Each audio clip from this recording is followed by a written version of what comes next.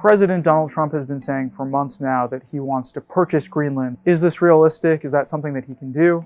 Here's what you need to know. Can Donald Trump actually buy Greenland?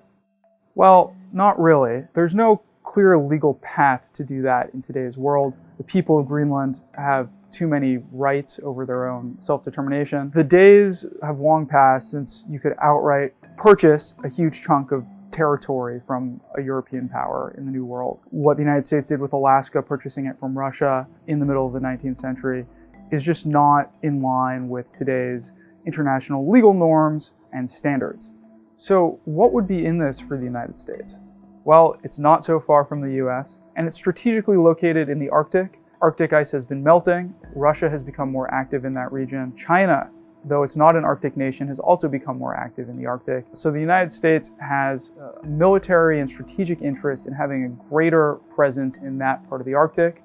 There's already an important American air base in the north of the island. And in the south of the island, there are deposits of rare earth minerals. So as the world seems to be deglobalizing to an extent, and strategic economic blocks are forming, a source of rare earth minerals that is not in China, that's near the United States, is potentially very valuable. Those at least are the most obvious geostrategic rationales for seeking this kind of arrangement with Greenland. It's not entirely clear why President Trump personally has become so focused on it. So what would be in this for Greenland?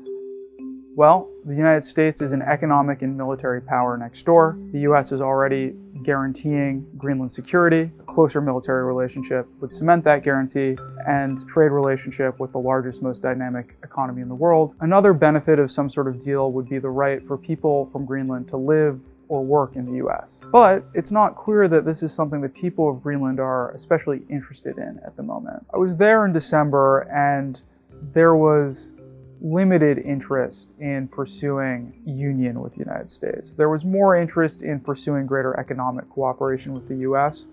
There was also a fair amount of wariness. A majority of Greenlanders said they would like to have closer relations with the US, but even more Greenlanders said that they'd like to have closer relations with all sorts of other countries, including Iceland and Canada. That doesn't mean that there's nothing Donald Trump can do regarding Greenland. So what could Trump actually do?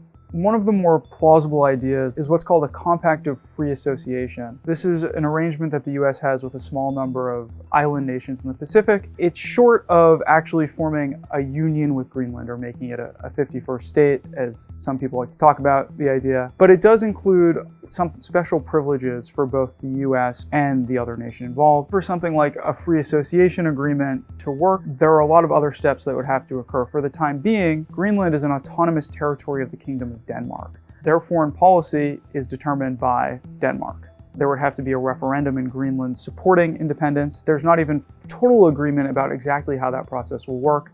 It's being studied by Greenland's government at the moment. Then, having achieved full independence, Greenland would then have to choose to enter into a free association agreement or some other kind of special arrangement with the United States. That being said, Donald Trump clearly has the attention of the governments of Greenland and Denmark. Greenland's Prime Minister, Mette Frederiksen, has come forward in the last month and said that he's ready for talks with President Trump. And Denmark's Prime Minister, Mette Frederiksen, has reportedly been quite rattled by Trump's determination to get his hands on Greenland. She's been going around Europe, shoring up support among allies for Denmark's claim to Greenland. So if President Trump is relying on a popular groundswell in Greenland to get this deal across the finish line, he's still got some convincing to do.